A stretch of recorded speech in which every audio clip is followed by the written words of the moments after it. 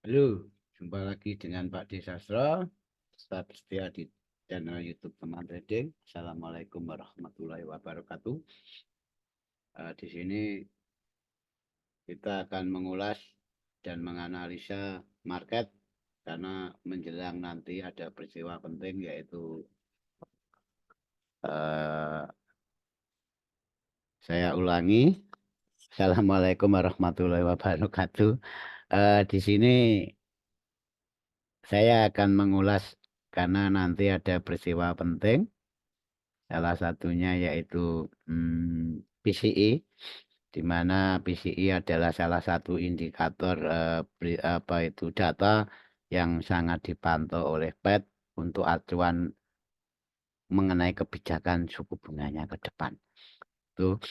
Dan sebelumnya kita runtut dulu apa yang terjadi dalam minggu ini. Nanti baru kita lihat di chat eh, volatilitasnya, efek dari sebuah berita itu apa. Minggu ini untuk Senin masih slowly, belum ada gerakan yang dan belum ada berita yang menjadi market mover yang konteksnya di sini kita akan membahas call dan DXY. Jadi belum ada dan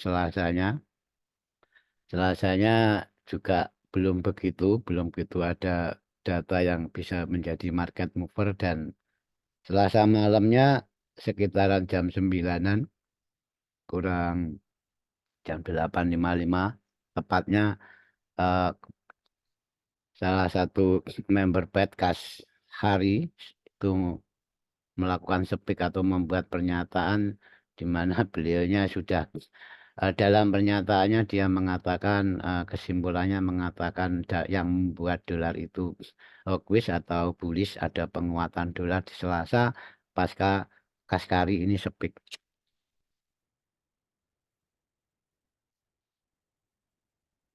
Walaupun di sini kita semua tahu kalau Kaskari itu bukan salah satu Fed member yang mempunyai hak sebagai voting dalam penentuan kebijakan suku bunganya. Jadi tidak semua member Fed itu mempunyai hak voting dan Kaskari ini tidak mempunyai hak voting. Dia memberikan pernyataan yang membuat dolar bullish atau positif untuk dolar. Market sudah mengapresiasi dengan penguatan dolar sejak Selasa. Oke.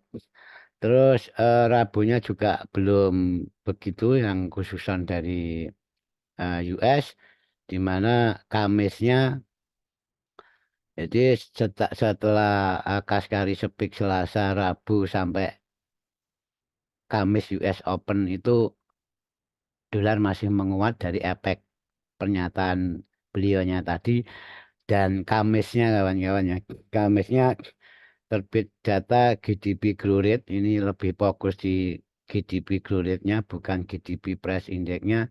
Ini sebagai salah satu indikator ekonomi sebuah negara di mana rilis datanya itu 1,3%, di mana masih di bawah nilai previousnya dan sama dengan konsensus dalam arti sama apa yang diekspektasikan market. Di sini membuat dolar itu drop, jadi membuat dolar sangat bearish pada Kamis dan nanti nanti akan ada PCI price index, jadi core PCI. Di sini kalau mengacu dari GDP kemarin, di mana ini mungkin bisa saya analogikan dengan GDP eh, pertama, pelan-pelan saja dulu. Pertama dari SPIK ya, dari SPIK kas hari tadi, SPIK, yes, ini Selasanya SPIK membuat dolar itu bullish dikarenakan dia berpernyataan memang sangat hawkish untuk DXY dan Kamisnya GDP di mana nilainya turun di bawah previous sama dengan konsensus atau perkiraan pelaku market atau pasar dan membuat dolar ini bearish Kamisnya karena data rilisnya di bawah nilai sebelumnya. Dan nanti ini mungkin sangat urgent kawan-kawan ya, dari 1, dari 2, 3, 4, 5 item. Jadi nanti dengan PCI ini ya, untuk minggu ini memang agak unik karena ini sebagai minggu terakhir dalam bulan Mei dan akan menjadi awal dari bulan ketiga kuartal kedua. Jadi 1 ini adalah tutupan akhir pekan, 2 tutupan mingguan, dan tutupan bulanan di mana akan menjadi awal bulan terakhir dalam kuartal kedua. Di dalam apa itu pantauan nilai totalitas dari 5 PCI itu nanti kalau memang nilainya itu dominan, jadi ini memang sangat homogen turun, nilai semua di bawah previous atau nilai sebelumnya akan membuat dolar itu tambah bearish dari efek GDP kemarin. Dan di sini yang perlu kita pantau, ini yang perlu kita pantau kawan-kawan. Jadi memang kita agak begitu memantau ini karena di sini adalah rata-rata poin-poin yang penting. Ini nilai previousnya itu sama dengan nilai konsensusnya. Ini ya, tolong ini diperhatikan di sini.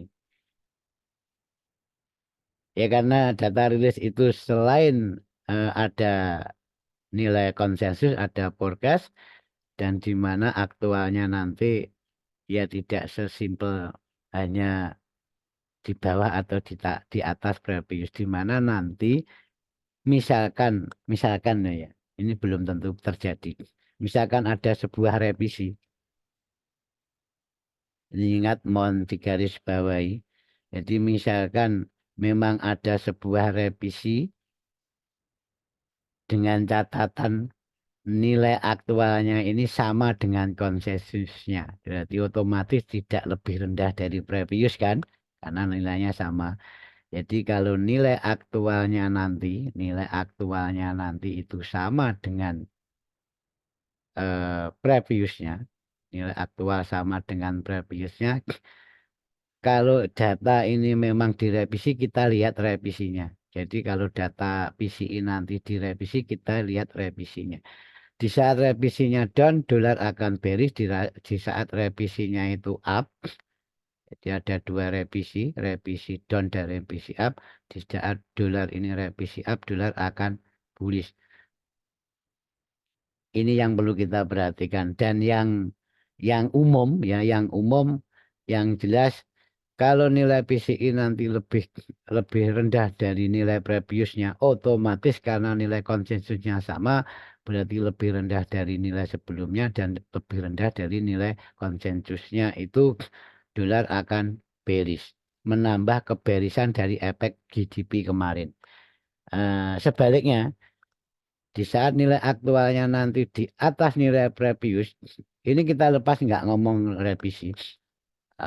Kalau nilai aktualnya nanti di atas nilai previous, otomatis di atas nilai konsensus akan membuat dolar itu bullish, di mana akan menganulir efek dari bearish yang dibuat oleh data GDP kemarin. Itu kira-kira. Jadi nanti kita lebih fokus bila mana terjadi sebuah revisi. Kalau memang terjadi sebuah revisi dengan catatan konsensus nilai aktual datanya, aktual rilis datanya sama dengan konsensus, kita lihat revisinya. Bila mana revisinya itu up, dolar akan naik. Sebaliknya bila revisinya itu down, dolar akan turun. Jadi nanti nilai-nilai revisi akan muncul di sini dan ada tanda dot kecil itu, misalkan ini 0,3 direvisi 0,2. Ini berarti direvisi down 0,2%, ya kan? Dan ternyata nilai aktualnya sama dengan konsensus 0,3. Ini membuat dolar bearish. Dan sebaliknya bila ini direvisi up 0,3,1 atau 0,3,5,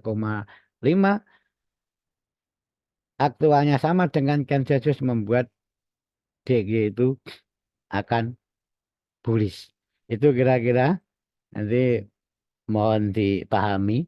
Nah, sekarang kita lihat ke chart apa yang terjadi dengan adanya apakah betul sebuah berita itu betul dapat menggerakkan market karena konteksnya adalah market movernya adalah sebuah berita atau sebuah fundamental itu sendiri. Sekarang kita mulai dari Selasa, speak dari Kaskari tadi, dan Kamisnya GDP. Kita turun ke TF4. Nah, di sini kawan-kawan ya, nah, kita lihat di mana di saat ada speak dari Kaskari yang menyatakan kalau dia sudah mengabaikan apa itu red card untuk tahun ini, makanya itu nada yang menyatakan bullish, dolar menguat. Ini loh ya, hanya sebatas dari speak seorang Fed member.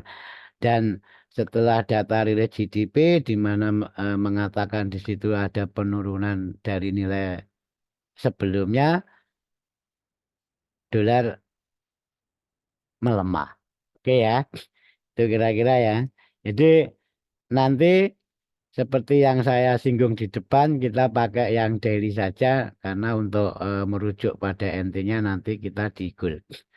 Di sini gambaran umum ya, gambaran umum tadi bila mana nilai PCI nanti entah revisi atau entah tidak, selagi mengatakan itu data itu mengatakan bullish dolar atau posisi positif dolar dalam arti tertentu nilai aktualnya di atas previousnya tanpa revisi akan menganulir bearishnya dolar kemarin, akan menganulir GDP kemarin, di mana dari segi teknikal untuk hari ini dolar sangat sangat konsolidasi mulai dari kemarin dari bullish ke bearish ini hampir ketutup dan masih ada di level support resistance weekly. Jadi kita amati bila mana nanti data itu datanya PIC mengatakan bullish, dolar akan ke level support resistance daily, bahkan ini yang saya katakan menganulir bearish yang dibuat oleh GDP kemarin. Sebaliknya di saat nanti data rilisnya itu di bawah nilai sebelumnya dan otomatis di bawah nilai konsensus akan membuat dolar itu bearish menuju level-level bawahnya ini level fundamental. Jadi yang saya marking ini level fundamental di mana tidak menutup kemungkinan akan turun di level tahunan 2023 sini ya. Jadi gambarannya seperti itu. Em, kita tidak tahu market mau kemana, yang penting kita sudah menganalisa karena ini berhubungan dengan data kawan-kawan ya. Jadi secara teknikalnya seperti ini, karena teknikal itu akan mengakomodir apa yang diberitakan oleh sebuah data dan fundamental. Oke, eh, saya kira untuk DX-nya paham di mana nanti seperti itu bila mana data nanti positif akan menganulir penurunan dolar kemarin dan sebaliknya bila data itu negatif akan mendorong dolar akan turun lebih dalam bahkan sampai minggu depan dan atau mungkin sampai rapat Fed berikutnya pada bulan Juni atau Juli. Oke, lanjut kita ke gold. Kita akan menyikapi si market mover dengan PCI-nya nanti malam. Kita akan fokus ke gold.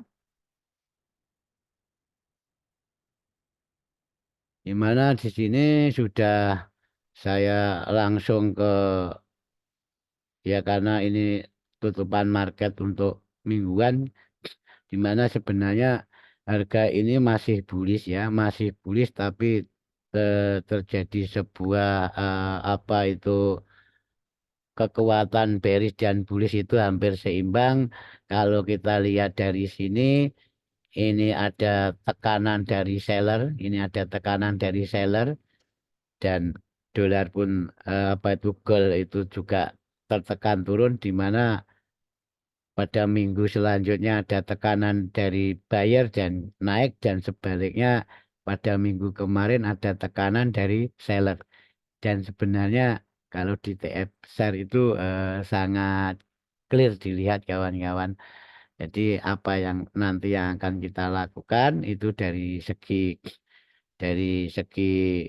weekly-nya, sekarang dari daily-nya saya ngunci level fundamental di level 2363 ini ya.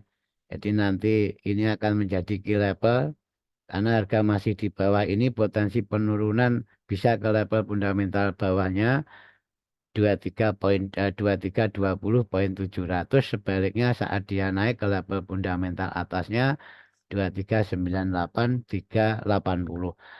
Ini dari skala eh, daily-nya kawan-kawan. Jadi kita kan nggak mungkin entry dari TF daily. Kita langsung ke H1 saja. Di mana di sini sudah kita cantumkan level-level sentimen. Ini level-level sentimen by data, karena memang itu selalu update setiap jam 12 siang, makanya pembuatan video tetap lepas di atas jam 12. Di mana ini sudah kita tandai semua. Sekarang dari sepihak sentimen sudah, dari fundamental sudah, sekarang kita ke teknika.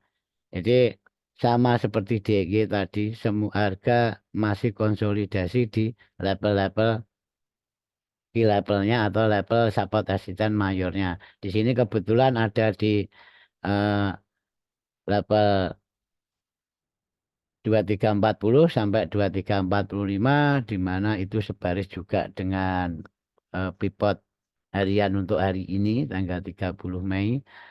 Secara sekilas di sini ada momentum drop setelah harga itu ada pembentukan sebuah channel, dan sekarang di level ini juga secara tidak langsung kita juga disuguhi oleh sebuah channel ini ya, oleh sebuah channel di mana harga sangat respect, bahkan lebih dari 2 kali terombang-ambing di level channel tersebut. Di sini yang akan saya sampaikan, jadi secara technical analysis kita akhirnya menyimpulkan kalau memang harga sekarang masih dalam masa konsolidasi. Setiap akan ada peristiwa besar, harga mesti ranging. Baik itu NFP, baik itu FOMC, PCI, atau CPI. Di sini akhirnya kita mau fokus pada level-level yang akan kita amati untuk sampai minggu ini, mungkin sampai awal minggu depan, di mana saya melihat adalah pemanggilan order yang ada tumpuan pemanggilan order itu di level 270 sampai 2375, di mana itu adalah kebetulan adalah support resisten daily juga. Di situ juga sebaris dengan level pivot level mingguan. Jadi di sono di sekitaran 27 2370 sampai 2375 itu level atasnya, sedangkan level bawahnya di level ini, di level 2310 sampai dengan 2315 ini, dan level keseimbangan di mana satu akan membuat level itu adalah sebuah level validasi market itu mau meneruskan perjalanan kenaikan atau penurunannya, ada di level-level medianya. Jadi di sini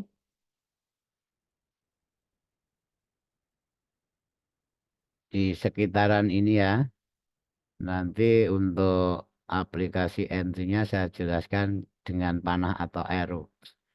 Sini harga itu, ini ada peletahan order buy dan sell di situ, tapi dominan buy dan sell kita tidak ada yang tahu.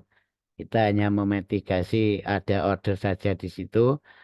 Kalau untuk mempredikatkan itu untuk buy dan untuk seller, kita nggak tahu karena semua itu by data, data PCI-nya saja belum rilis, kan gitu kan?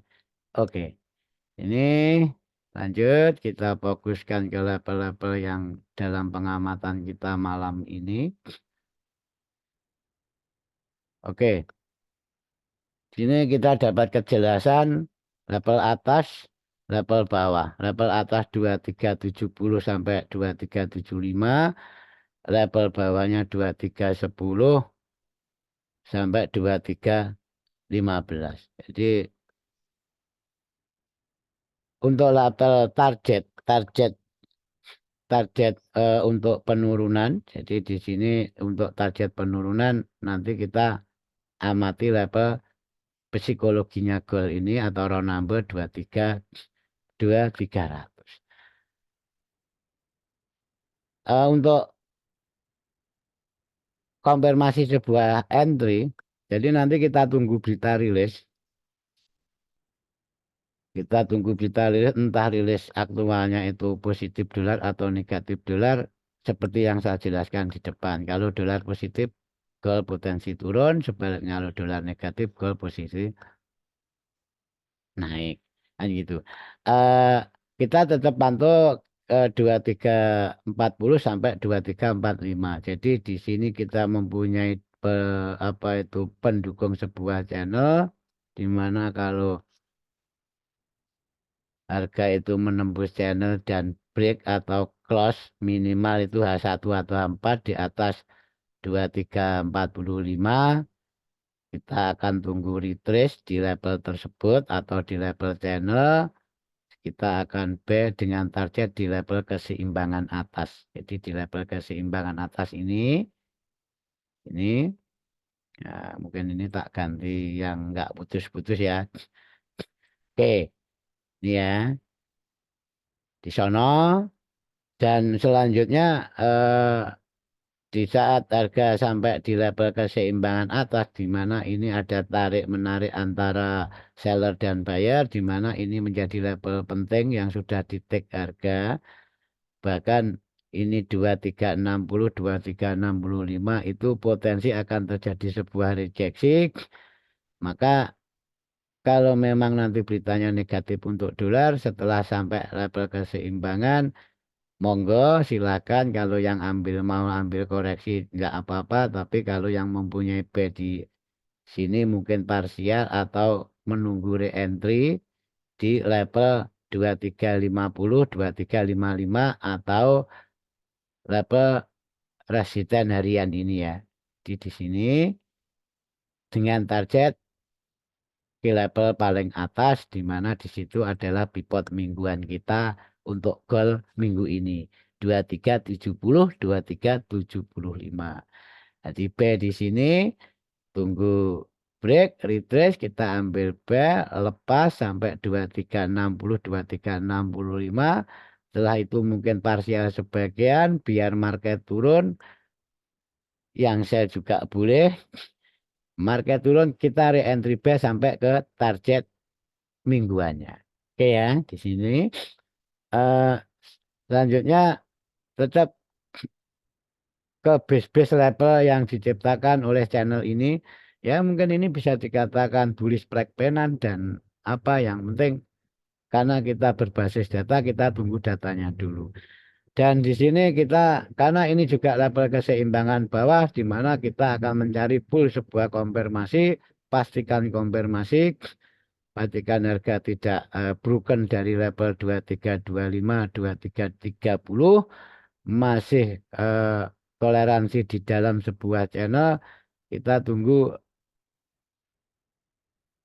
apa itu sebuah konfirmasi reversal di sini,